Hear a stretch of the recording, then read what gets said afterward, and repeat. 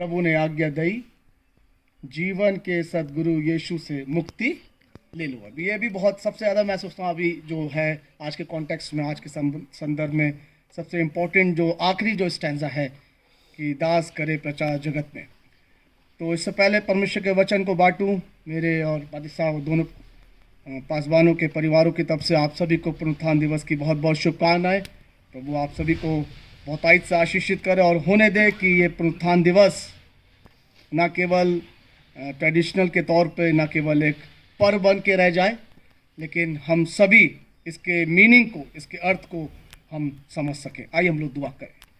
परमेश्वर धन्यवाद के साथ आपके चरणों पर हैं, सारा आदर आपको देते हैं।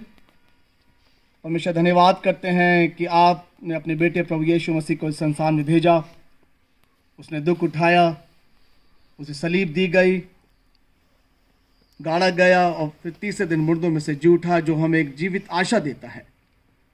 और परमेश्वर आपने आज्ञा दी कि जाओ जगत के लोगों को चेला बनाओ, पिता पुत्र और पवित्र आत्मा के नाम से बपतिस्मा दो और उन्हें मेरी आज्ञाएं मानना सिखाओ।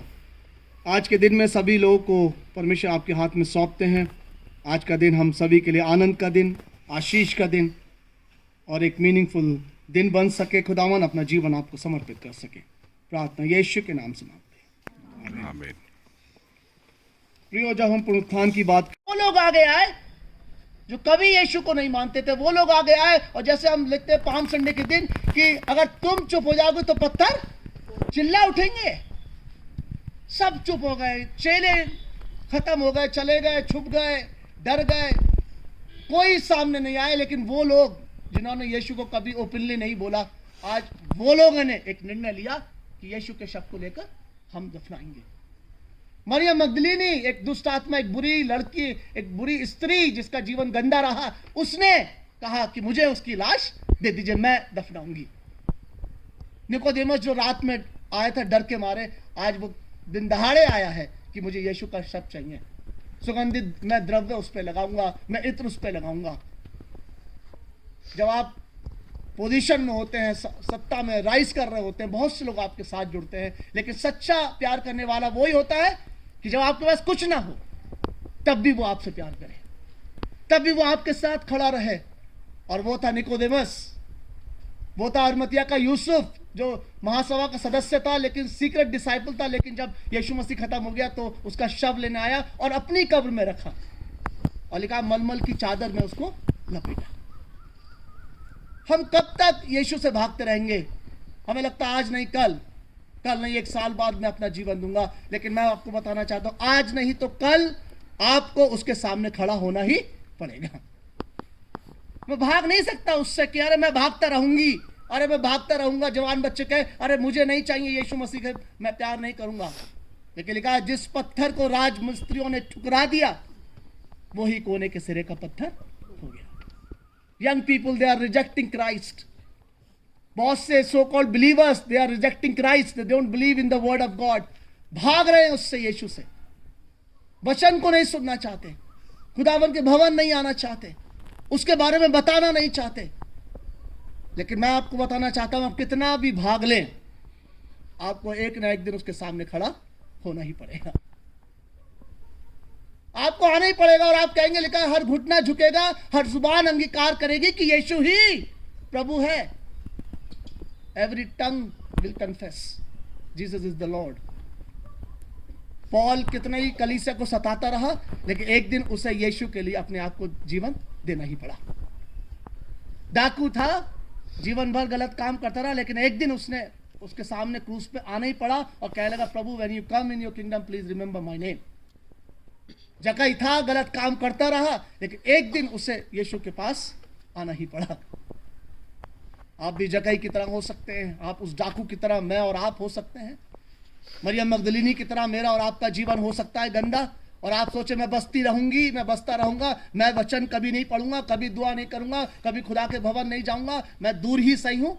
लेकिन टाइम विल कम जब आप रियलाइज करेंगे कि जिस पत्थर को मैंने ठुकराया है वही मेरे लिए कोने के सिरे का पत्थर है, और आपको आना ही पड़ेगा उसके सामने। आप छुप नहीं सकते, आप भाग नहीं सकते। और लिखा ये व्यक्ति भी यीशु मसीह के पास आए, छुप नहीं पाए और सबके सामने इन्होंने खुले आम प्रभु यीशु मसीह का प्रचार किया, प्रभु यीशु मसीह के शब्द को लिया, अपनी कब्र में रखा। तो Paul says I am not ashamed of the gospel, मैं सुसमाचार से नहीं लजाता। अभी अगर मैं क्वेश्चन करूं how many people believe in the word of God, सबके हाथ खड़े हो जाएंगे। कितने लोग मसीह हैं, सब लोग हाथ खड़ा कर देंगे। लेकिन जहां सुसमाचार की बात आती है, गवाही की बात आती है, तो शायद एक या दो लोग ही हिम्मत करके ये बोलते हैं कि प्रभु यीशु मसीह मेरा उद्धार करता है, जिसने मेरे लिए अपनी जान दी है। लजाते हैं हम प्रभु का नाम लेने में। आखिरी हमने गीत क्या गाया?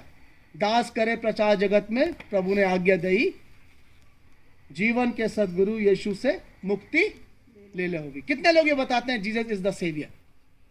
कितने लोग ये बताते हैं जाके कि प्रभु यीशु मसीह ने मेरे और आपके लिए जान दी है और वो मुर्दों में से जी उठा है। यहीं तक खत्म नहीं। आप एक चीज पर विश्वास नहीं कर सकते कि हाँ, जन्म पे तो आप विश्वास करें और मृत्यु पर विश्वास ना करें।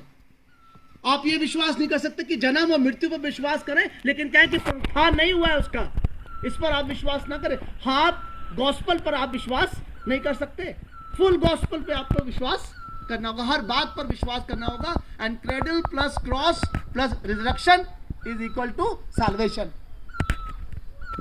जन्म, मृत्यु एंड पुनरुत्थान, इन तीनों पे जब मैं और आप विश्वास करेंगे, then there is salvation for all of us. तब है साल्वेशन, तब मेरा उद्धार है। आप केवल एक चीज पर विश्वास करके, मैं केवल एक चीज पर विश्वास करके कहूं कि मैं प्रभु यीशु मसीह विश्वास करता हूं, नहीं, हर चीज पर। और लिखा है अगर पुनरुत्थान पर कोई विश्वास न करे तो प्रचार व्यर्थ है, विश्वास व्यर्थ है, और अभी तक हम अपने पापों में फंसे हैं। और इसका मतलब प्रभु यीशु मसीह ने मेरे लिए जान नहीं दी है। बहुत सी आयतें मैं लिख के लाया, बहुत सी बातें हैं। तो वी हैव ऑप्शंस। ऑप्शन क्या है कि हम उसी गंदे जीवन में, क्योंकि यीशु मसीह ने मेरे पापों के लिए अपनी जान दी है, और इसलिए जान दी है कि अब मैं दासत्व के जुए में, जो प्रभु यीशु मसीह में है वो नई सृष्टि है, पुरानी बातें बीत गई, देखो सब नई हो गई हैं। तो दो चीजें हैं, लाइफ है और डेथ है, लाइट है और डार्कनेस है।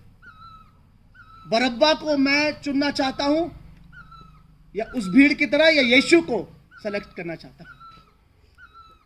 भीड़ उस दिन कही थी please save us, hosanna, please save us now. और जब यीशु मसीह ने रिजेक्ट कर दिया तो लिखा वही भीड़ कहने लगे इसको क्रूस पे चढ़ा दो।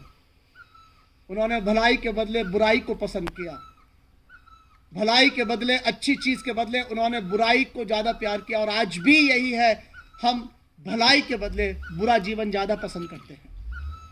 वचन पढ़ने के बजाय हम संसार की बातों को ज्यादा पढ़ना चाहते हैं या समझना चाहते हैं।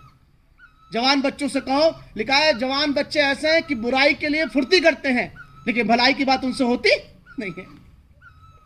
अभी फोन करो यार, वो एक से लड़ाई हो गई है, आ जाओगे? 20 लड़के पहुंच जाएंगे, हाँ भाई मैं आ रहा हूं, तू बता कहां पहुंचना है। लेकिन एक से कहो बेटा चर्च चलना है, अरे भाई समय नहीं है चर्च के लिए। देखा, बुराई करने के लिए फुर्ती करते हैं, वो बहुत तैयार है हर गलत काम करने के लिए, बहुत उनके पास जोश है, बहुत ताकत है। लेकिन जब वचन की बात करो तो ऐसे हो जाते हैं जैसे कुछ नहीं आता उन्हें, बहुत सीधे हैं।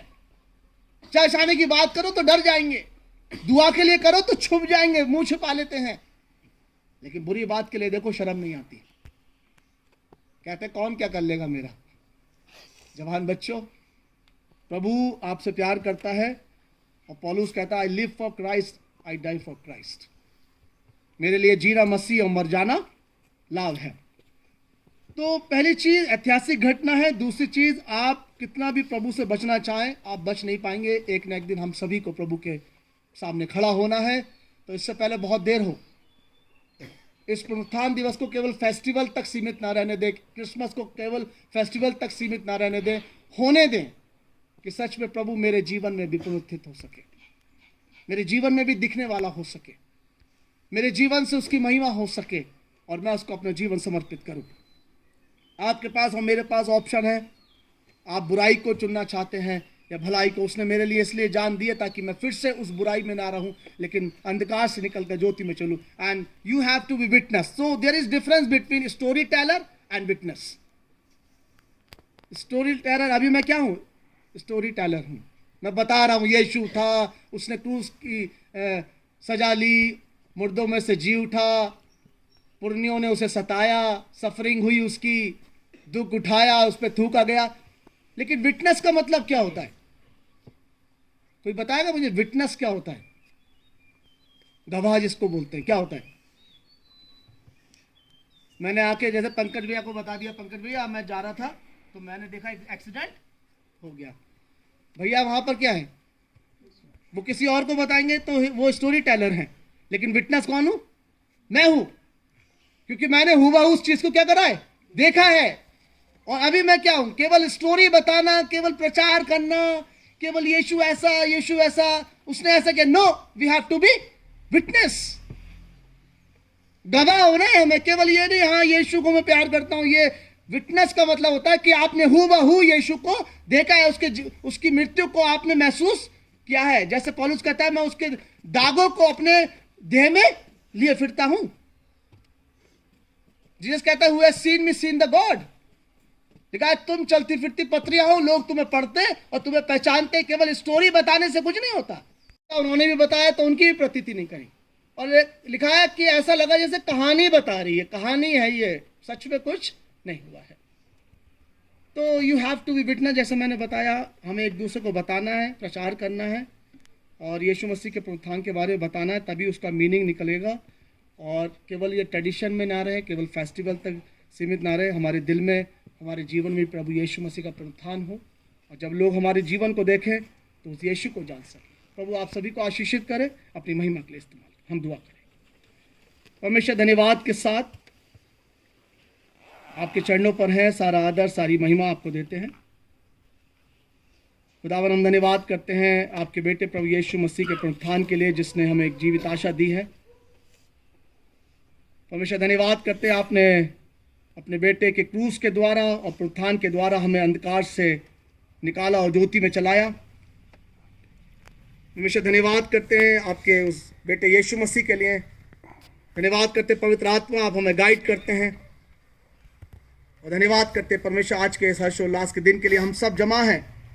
कलीसिया के एक एक व्यक्ति को आशीषित कीजिए, हम सभी एक दूसरे को प्यार कर सके, हमारे अंदर मेल मिलाप की आत्मा हो, माफ़ी की आत्मा हो। खुदावन, आपके वचन को आदर करें, सम्मान करें और अपना जीवन आपको समर्पित करें। पूरी कलीसिया को आज के दिन को, आज की जो इबादत है जो 11 बजे होनी है, परमेश्वर जितने लोग शामिल होते हैं इबादत में, सभी को बहुतायत से आशीषित कीजिए। प्रार्थना यीशु के नाम से मांगते हैं, आमीन। प्रभु आप सभी को आशीषित करें, अपनी महिमा के लिए।